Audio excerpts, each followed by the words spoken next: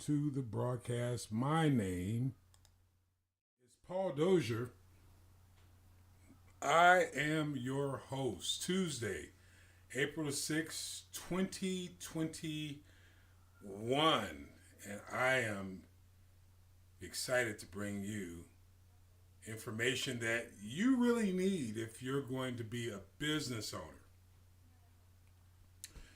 And I often say, I'm not here to entertain you. I don't have the fancy go in and outs yet. I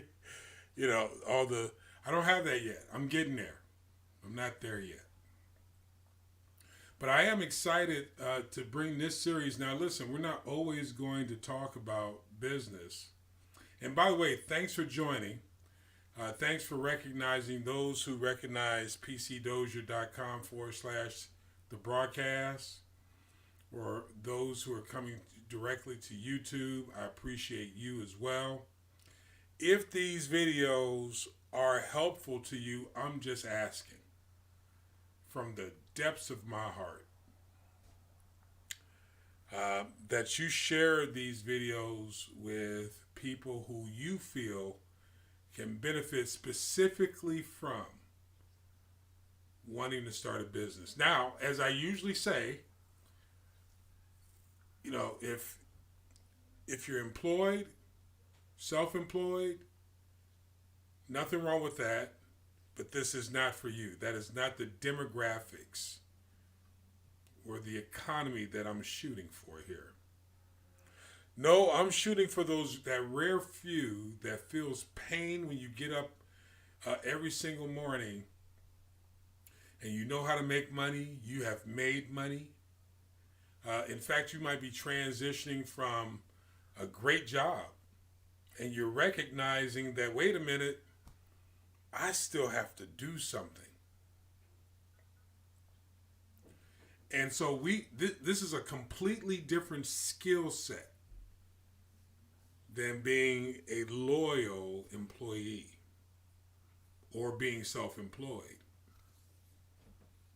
Being a business owner is hard, mainly because it's a completely different language, and you're either born into that language, which gives you a great opportunity of being very successful. And again, a young man that I admire very much, I just can't mention his name, had the benefit of having very, very smart people raise him up in language. Now, he may or may not have known that.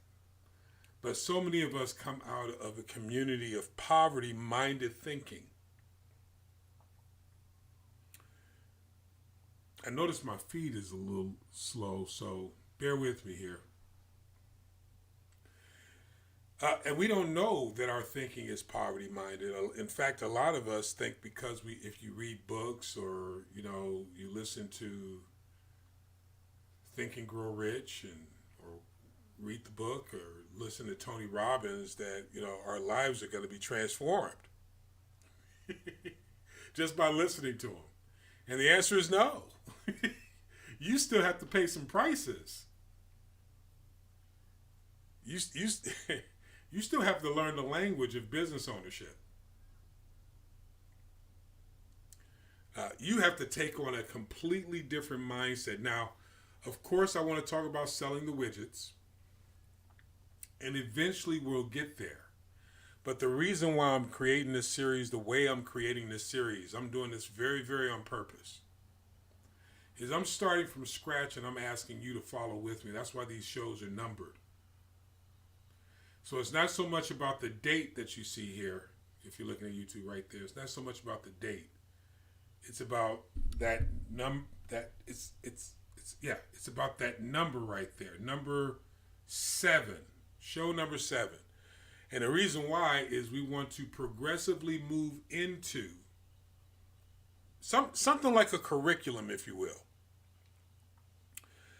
Except I'm saying it in a way that's not churchy. I don't know why that came to my churchy.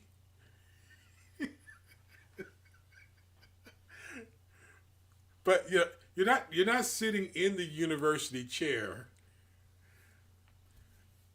but as I always explain, 2 Timothy 2:15, study to show yourself approved. I'm going to give you the language, but I encourage you to go do some study yourself. I know how busy life can be. I personally make the sacrifices. And listen, I've only been working at this for over 20 years.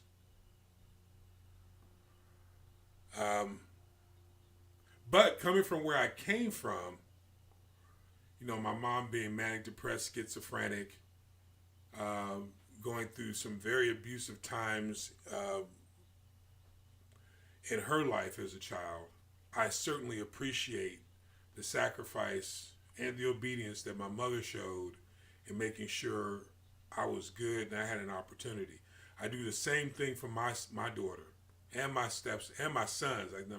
My sons, and I try to do the same thing even for my grandkids, because we're all standing on each other's shoulders. You might say, "Well, Paul, what does that have to do with anything?" Because it's the sacrifice of others that leads me here, because that's how the Tiger Woods, the Jeff Bezos, the Mark Zuckerbergs, that's how they got here. The majority of us are standing squarely on someone else's shoulders, and our job is to do better than them, because that's what they want. So while my mother was going through all those things, she got me to a place where I don't have to struggle with those issues. We're talking about mindset of leadership. Class has already started. I hope you're paying attention.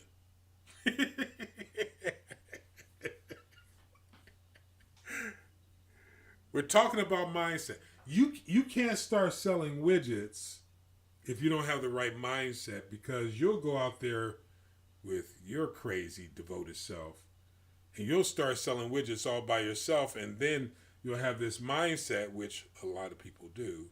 No one can do it like me, so I can't trust nobody. It's not the mindset of a leader. The mindset of the leader is not about the widget, it's about the team. We talked about that last show 6. A little bit about it in show 5.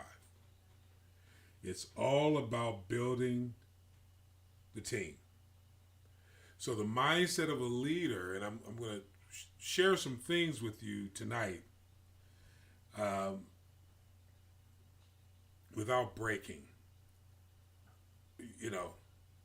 This is a high level or a high degree of wire act here.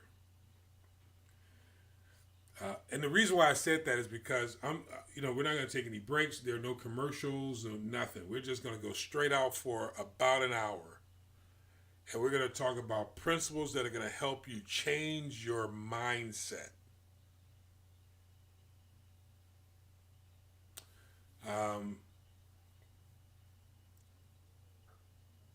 One great book, and I what I try to do also in every show is to recommend a book, which is going to be real tough because I haven't read that many books. I think I've only read about 250 books or something like that in my lifetime. That's not a lot. But the stuff is just stuck in my head. It's what's driven me to the obedience and sacrifice that I've been working on for over 20 years. Follow me. Because that's the mindset you have to have. When I left poverty thinking, I had to completely retrain everything. Or my daughter, who's walking out the door to go running, bye, would be stuck with my old mindset because she would be paying attention to me, as she should, because I'm dad. We don't want that to happen. So leadership leads by example. You've heard that, right? But leadership also leads by sacrifice. You have never heard that one. But every leader that listens to this will say, "Yep, yep, that's right. Yep, that's absolutely right." Um, and what I mean by sacrifice is a visionary is always there before everyone else gets there.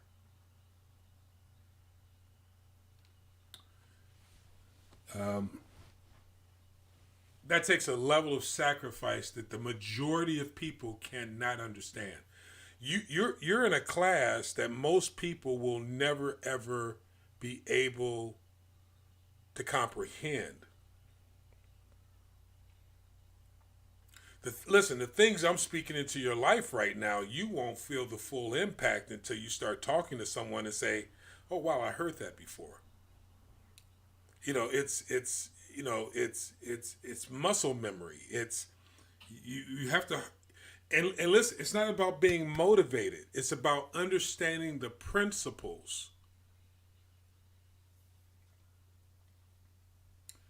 And I try to give you two things to take with you. I haven't given you two things yet. I mean, I might have given you something at this point, but I have two targeted points we want to make, so that you understand the principles, not the emotion. There is no emotion in being a business owner. An employee can afford to be emotional. Most employees, some can. But most employees can afford the emotional. I like her. I don't like him. She gets on my nerve. This, that. Business owners can't afford that emotion. Because quite frankly, it has nothing to do with building a business. You know, someone telling you that they don't want, it doesn't matter. What matters is the vision. Now, I'm not saying don't be teachable, but I am saying be true to the vision. So, if take advice from people with the right heart. Now, that there's a lot in there. I'm going to add this one. I'm going to add this one to the list. You have to take advice from people with the right heart. This is how you know they have the right heart. Now, please hear this the right way. Because if you hear it the wrong way, I'm going to say it over again differently too. They have to have what you want. Now, see, some of y'all thinking cars and houses and dollar figures and all this stuff. Ain't got nothing. No. Stop thinking about materialistic things. Listen, I'm fortunate. I'm fairly debt free.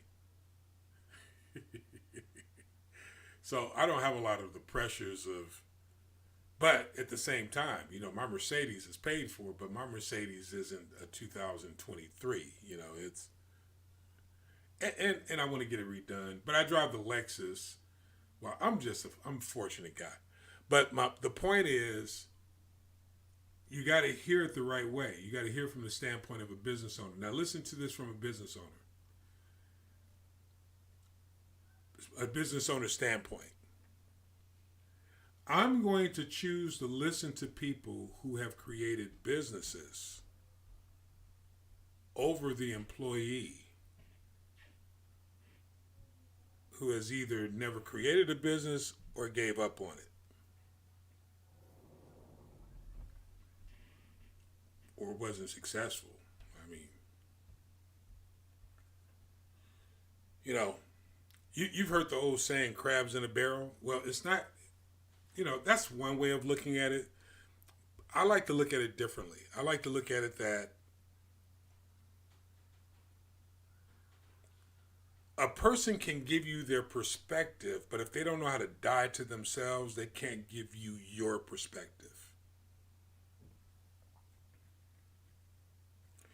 And what I mean by that is, you have to come outside of your circumstances, your activity, and we're talking about principles, we're talking about mindset, and step outside of yourself, be an active listener, Look at it from someone else's standpoint and now speak once they ask you a question.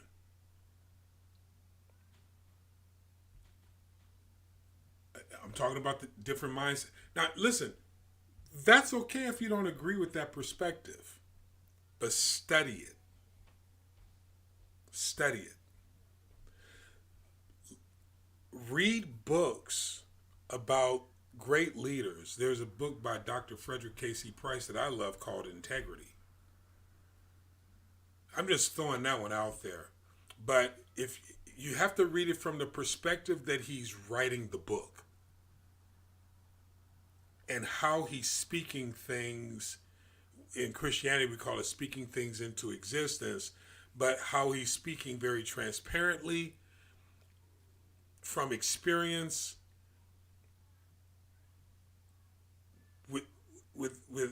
without judgment of even himself, which is hard to do. We're talking about the mindset of leadership. The mindset of leadership is one of getting it done, regardless of the price you have to pay, if it is the vision. So what I'm saying is, if someone is speaking something into my life, I'm looking and examining what it is that I'm looking at their perspective. I'm looking from, are they presenting it from their point of view?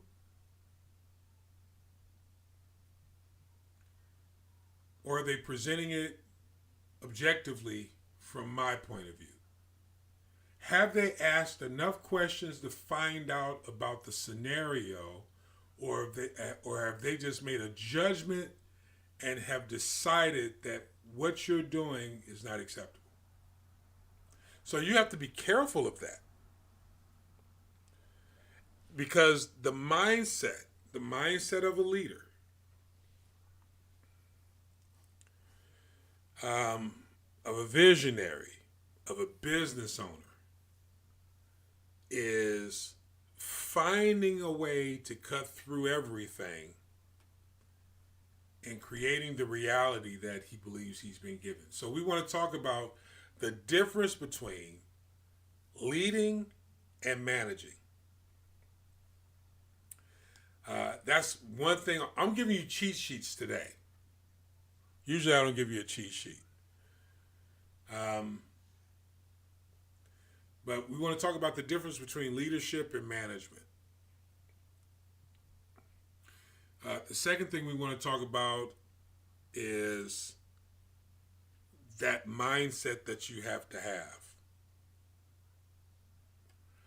So the difference between,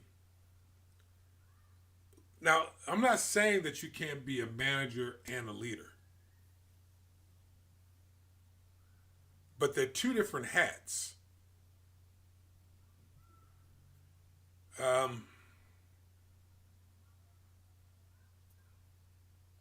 Bill Gates needed his wife to offset him because Bill Gates is a tough guy. I don't know about now, but the story has been that Bill Gates is a little rough, or was a little rough when he was, because he's completely unemotional. You know, you could, there were, I remember seeing this movie where him and,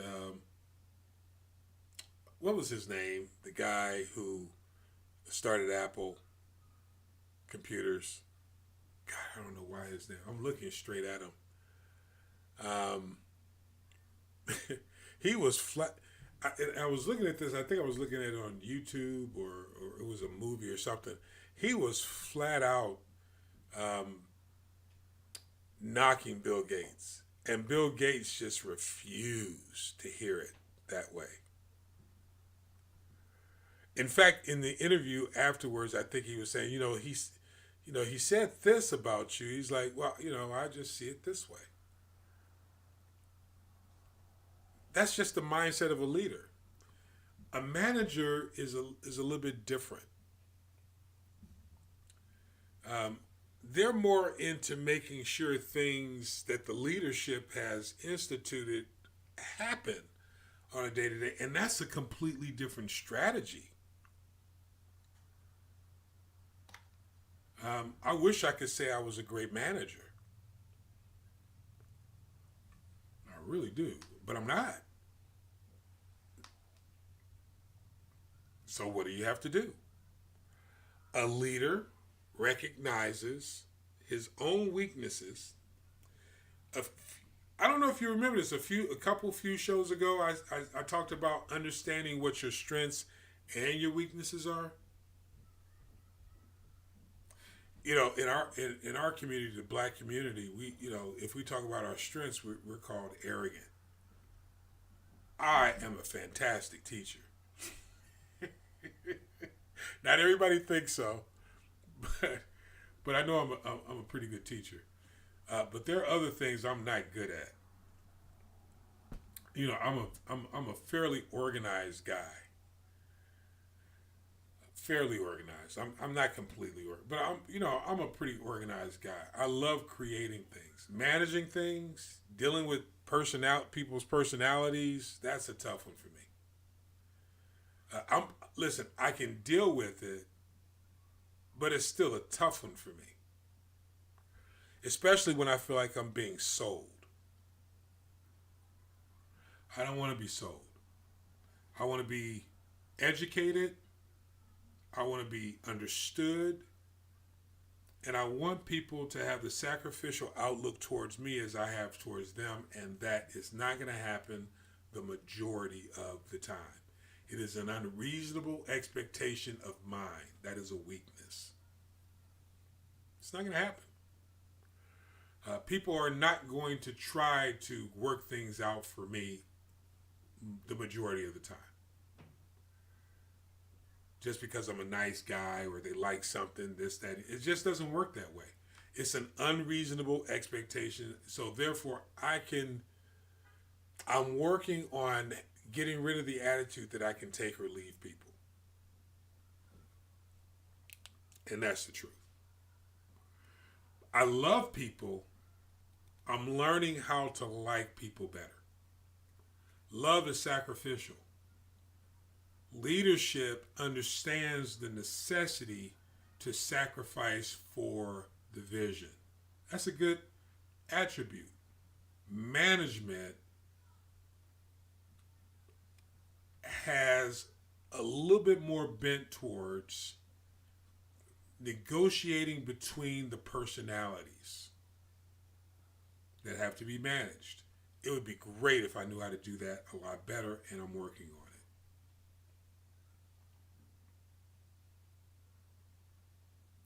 So, you know, the whole delegation thing of a manager is not necessarily there because with a leader, what he does is he finds someone who says that they can do a thing, and then he says, okay, well, go do it.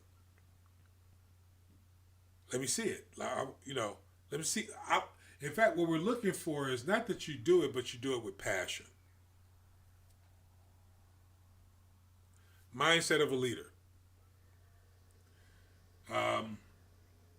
We're looking for, you should write that. Leadership finds people who want to do something and do it with passion. You can't break them. You know, if they have to stay up all night working on it just to get one little thing right. I'm not saying it's easy to find those people, because it really isn't.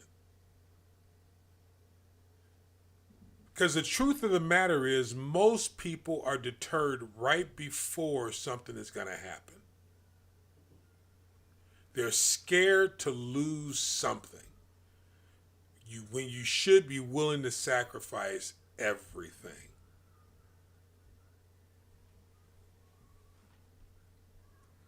That's the mindset of a leader. Now, you may think that's radical. And maybe it is. But leadership has to be someone has to believe enough to the point where they're willing to die. I'm not going to give you these same old quotes that you've heard all through the years, because you've heard the same quotes I have, most of you. because my demographic is in their 50s, 40s, and 50s. You know the quotes. I'm not giving you those quotes. You have to, enough with the planning and saying you'll get to it. The reason why you're not doing something is because you need to give up some things that you don't want to give up.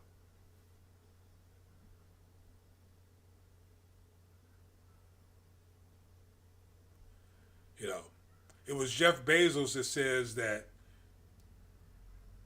if you only do things where you know the answer in advance, your company goes away.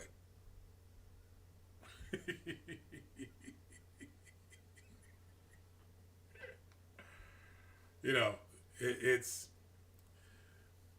but you have to surround leaders surround themselves with well-meaning people. Now, when I say well-meaning, it means well-meaning. It means that they're not so much concerned about themselves that they're not giving you truth. Truth has to be given from the point of view of the person that you're giving it to. But the principle has to be, see, I don't know the intelligent word for this. It's the principle is the principle, no matter who it is. But to relate that principle to someone else's life, you have to be willing to look at it from their point of view. That's a well-meaning person. If they give you something that makes sense and it bounces off of truth and wisdom, which means they've been through it before. Not only have they been through it before, they've been through it, they conquered it, and they overcame it once or twice again.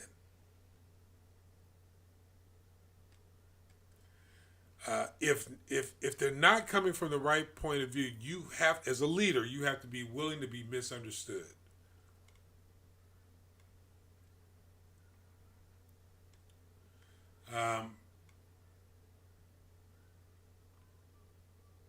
That's crucial.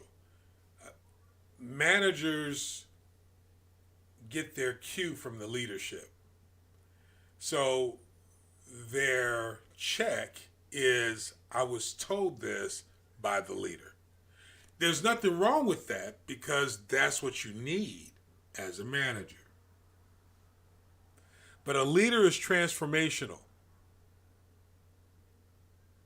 You know, task oriented. In fact, leaders surround themselves with the right people and expect their people to perform on task. These are not my words. These are the words of billionaires. I just say them very smoothly. Those are the words of Bezos. So,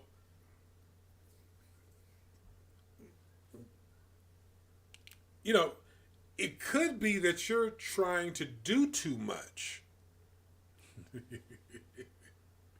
Or you're not doing anything at all. You know, I was telling you how, you know, the income that I have coming in, I'm paying out. You have to. You know, people can't live on your theories.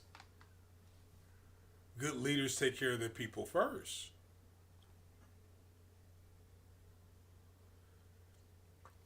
Good leaders, I don't know if you remember the story of Henry Ford when with the 8-cylinder engine and didn't know, and then the guy was sitting in his office and, you know, because Henry Ford didn't have the education, and then he pushed the button and he said, I don't know, but this guy knows.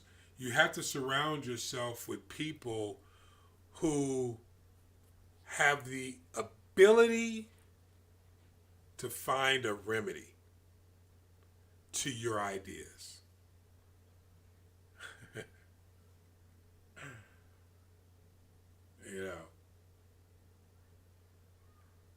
You know, that's but as a visionary, you have to have some pretty good ideas that people want to find remedies to.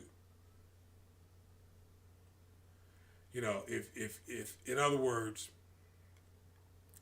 you know, it's one thing to have this idea that, okay, I'm going to open up a hot dog stand, and then you ask 5 of your friends to help you with a hot dog stand. They're like, why do you need 5 people to open up a hot dog stand? And then, then you're asking, okay, we're going to open up a hot dog stand. I just need each of you to put up your house. Wait a minute, for a hot dog stand? I was listening to Bishop Charles Blake talking about the necessity to think so much bigger than your ability.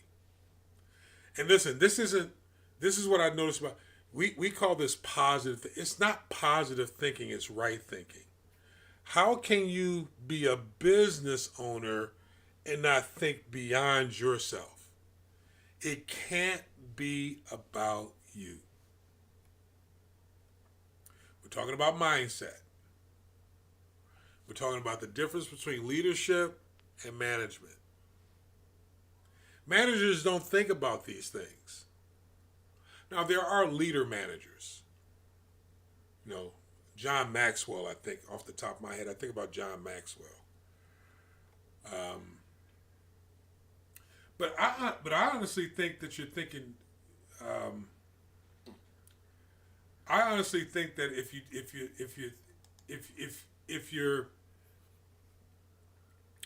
you're trying to do everything, you're still self-employed.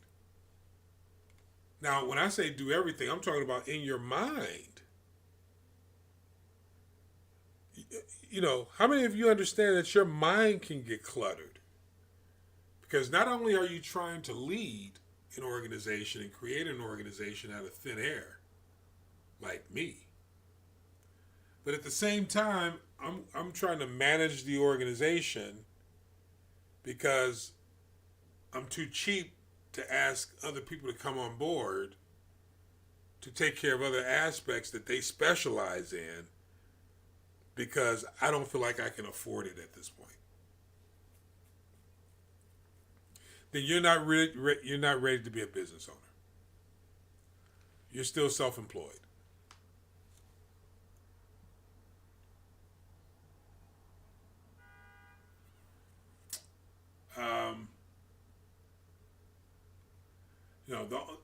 The only the only mistake that you can make by bringing other people on board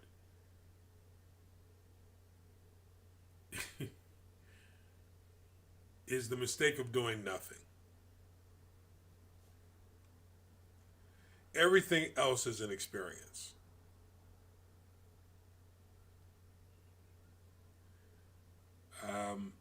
And for you Christian folks, something tells me this is going to bother somebody. Romans chapter 5.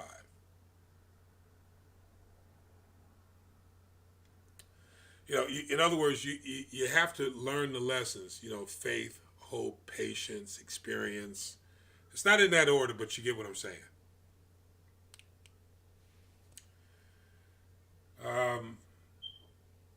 Because the bottom line is, we're talking about leadership, management, the difference between leadership and management, and having the right mindset. So a leader wants to lead. You can't be a leader unless you're leading something and someone. And you can't lead them down a hole. You have to be able to put something into their life that they didn't have before you.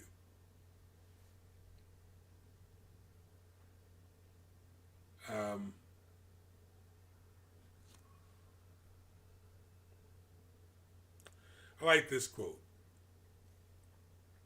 A business absolutely devoted to service will have only one worry about profits. They will be embarrassingly large, and I believe that. That's Henry Ford, the guy that created Ford. the Mustang and all them, the cars.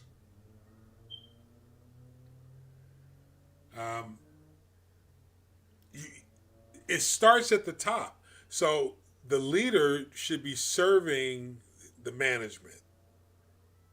The management should be serving either the employees, and as you may know, I'm not necessarily an employee guy. The employees or the contractors. And our contractors should be serving our people. Each person wants, or each group within the economy should be making it easier for the next person in the economy to make it easier for the next person in the economy. Creativity comes when you give freedom to your team. The only thing that we're really looking to do is we're looking to set a high level idea out there and don't squash people's hopes by giving them your 20-year plan. They might be interested, but it's too much for them. That's been my experience. So you give them a bite-sized piece of the idea that you're chasing, but it has to be a little bit larger than them as well. Because everyone wants something to work towards. A manager can organize those thoughts and put those things together, hopefully by experience, therefore having wisdom and understanding how to do those things, thereby being able to organize a team, if necessary, all depending on what it is that you're building, that can make that thing happen.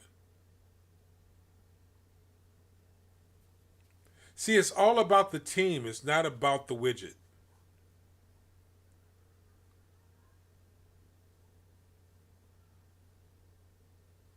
So I want to spend the rest of this time, and I can't believe 37 minutes is gone by, but I want to spend the rest of this time talking about someone that, as I was growing up, I saw, but I didn't see him. And I'm not trying to sound overly philosophical. I just didn't understand because, again, if you've heard my story, I was illiterate. So I could read, but I didn't really understand what I was reading when I was coming up through school, high school. I'm not talking about college. I'm just talking about high school back in the 80s. So I've heard about Earl Graves Sr. But I've really only read about him up until I was like 30 something, and kind of understood who he was. And if you understand who he is, this man was a strategist. And most leaders are. Most leaders don't think simply in terms of, I want to make X amount of dollars this year or that year, or I want to get a degree this year. They will get a degree to get to another place, to do another thing. They will join an organization so that they can also do something else later on in the future, 5-6 years down the road.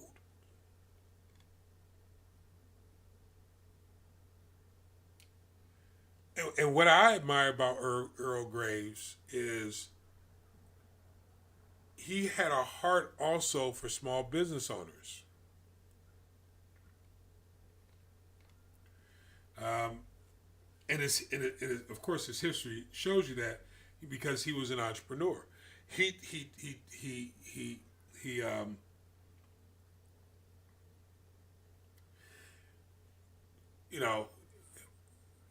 I'm assuming you guys know who Earl Graves is. I'm sorry.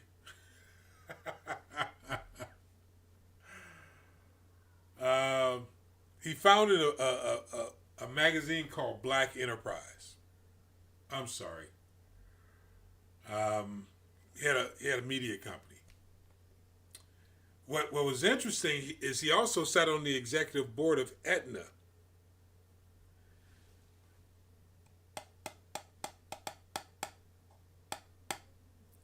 So it, it, this is a sharp guy.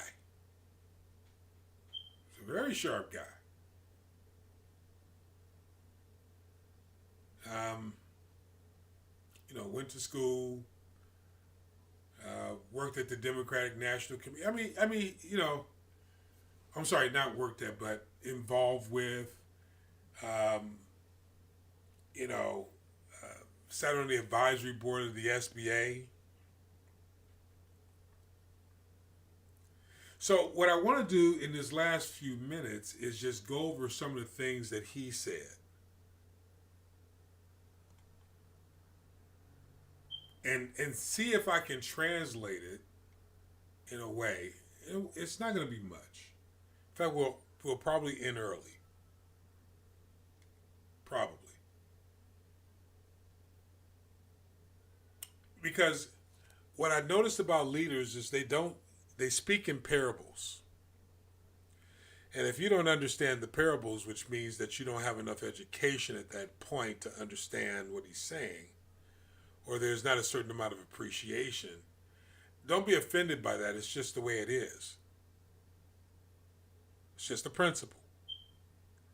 You tell the people closest to you who've been walking with you, who you have trained up or have been through similar circumstance, and are considered friends and colleagues and that sort of thing.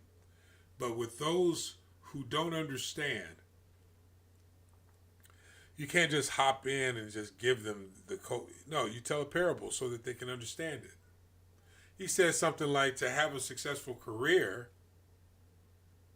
you have to approach it as an entrepreneur. Another way of putting that is, you have to be an entrepreneur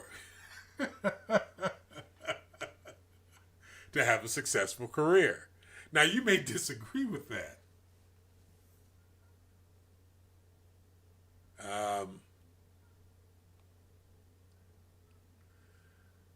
But this is what he said. Even if you are working for someone else, your career is your own private business, quote unquote. So let me say it again. To have a successful career, you have to approach it as an entrepreneur, even if you are working for someone else, period. Your career is your own private business. He went from entrepreneur to having your own private business. Man, I hope you heard that. What have I been talking about? From employer to self-employed to business owner. I'm sorry, employee. Employee to self-employed to business owner.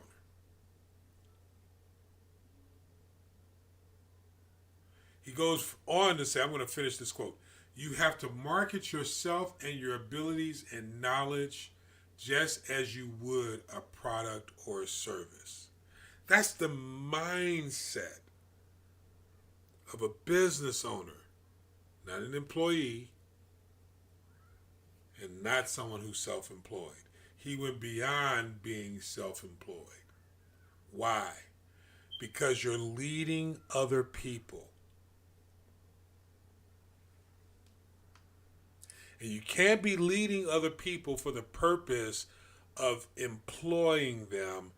You have to be willing to teach them how to market themselves and their abilities and their knowledge as if they were marketing themselves as a product or a service. That's what business owners do. They empower their people to strive for being an owner. Not that they are, not that they will, but you empower them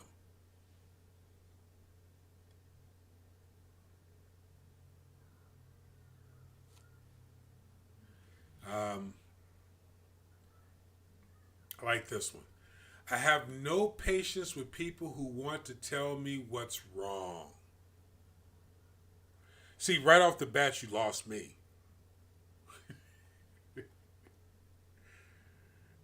Have you ever gotten into a conversation and that's the first thing out of somebody's mouth is what's wrong?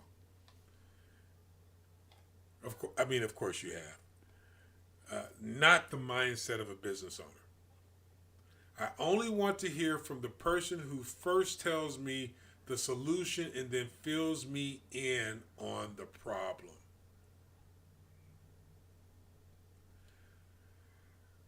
I don't want to hear that the basement is flooded. I want to hear that you found the number to clean up to the cleanup company. Then tell me why you're calling them. We're talking about mindset. Now listen, I know this seems like minutia to you, but until you can start thinking this way, you can't receive the rest of it. Because the first sign of problems, what you call problems, you're going to run away. And you're going to go back to your job, and you're going to say it's too hard, or you're not going to want to read the book, or you're not going to want to take the class, or you're going to say, I'm 40, I'm 50, I'm 60. You're going to come up with all these things that are going to bounce in and out of your head unless you take on the right mindset up front, especially for you older folks.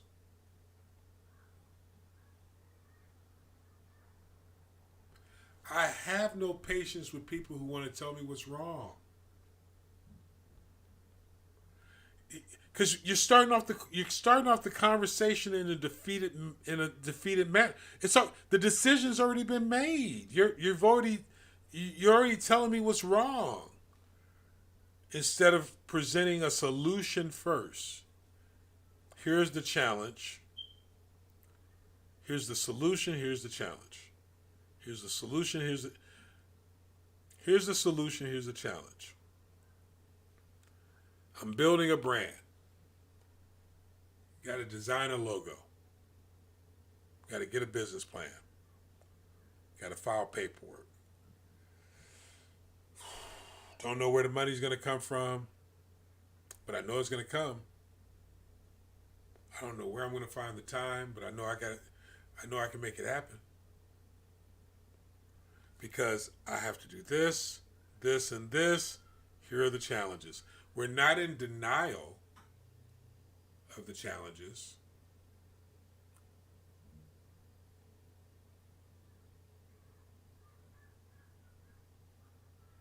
We just don't see them as things that are insurmountable.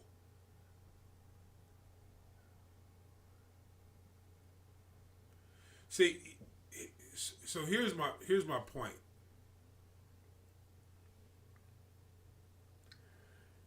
Unless you can change the way you see it, you may be a successful manager where you're at. You may be a wonderful leader of people who have positions that they don't want to lose. But owning your own is a completely different field.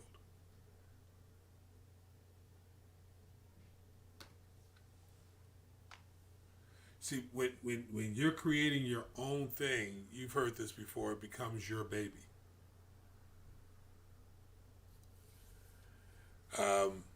That's why you have to surround yourself with the right people to take care of your family.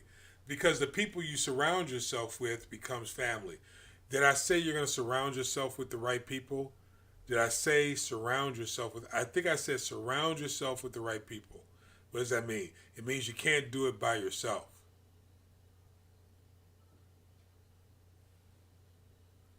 A leader has people to lead.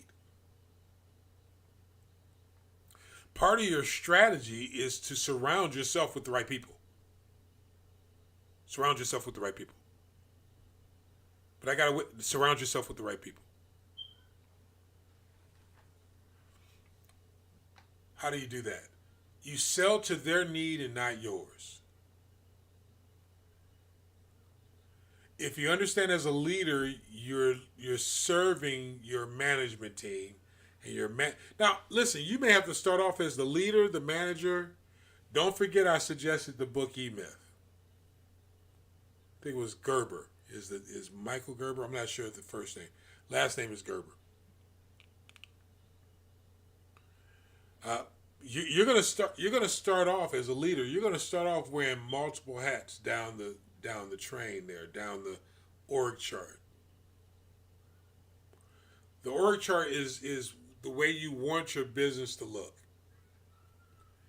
It may change, but it gives you a certain amount of structure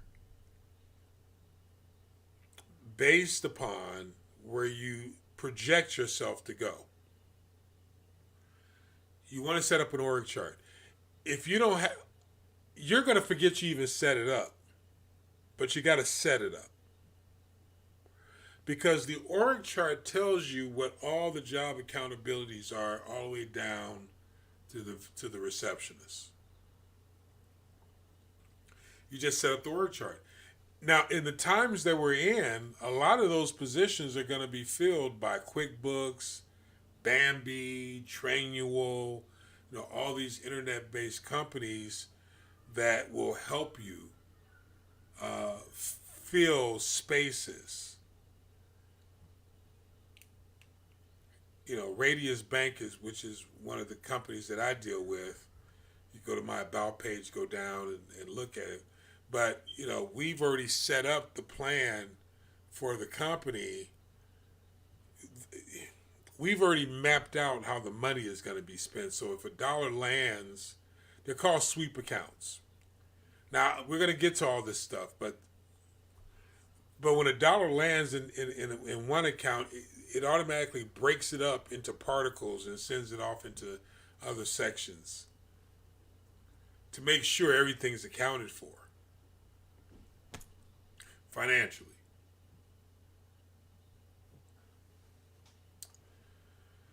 Well, setting up your business is the same way.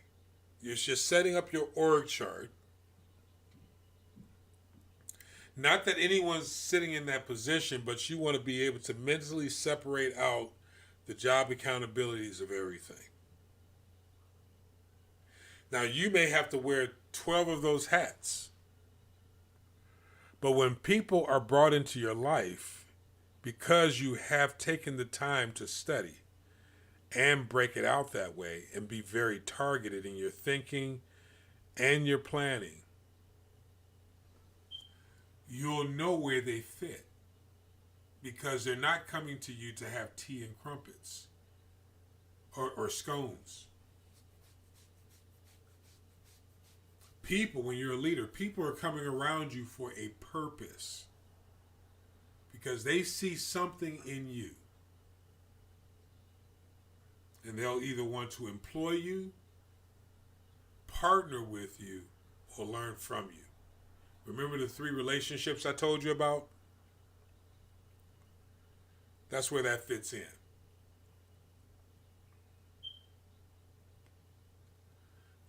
Everybody's not trying to hang out with you. People see value in people, so they want to be around them because they see value in the person. You have to see value in yourself. So you have to be able to take your 20-year idea, 30-year idea, 10-year idea, 5-year idea, whatever it is, and break it out. And notice the majority, if not all. It's not, because it's not hard to do.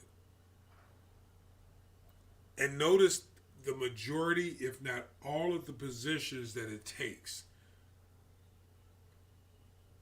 It's if you have a business, you're going to need a group of people. Who are those people you're going to need? Because you're going to be that person until you find that person. I know I need a marketing person. It's in my business plan. I know I need an accountant. It's in my business plan.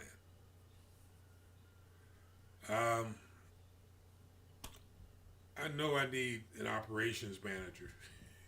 It's in my business plan. So you have to be able to create that. That the same aspect is for your finances as well. You have to be able to create that strategy in advance, because when things happen, talking about your business plan, when things do happen, you got to stop seeing things as positives and negatives. You have to be able to see it as what it is. And what I mean by that is when a person comes into your life, you have to be able to clearly communicate the value that you see in this person from their point of view. I'm not talking about selling anyone. It's recognizing where they are in their life and saying, you know what? I need that in my life as well. And this is what I have to offer. And bringing members of your team on and making your team the priority over your widget.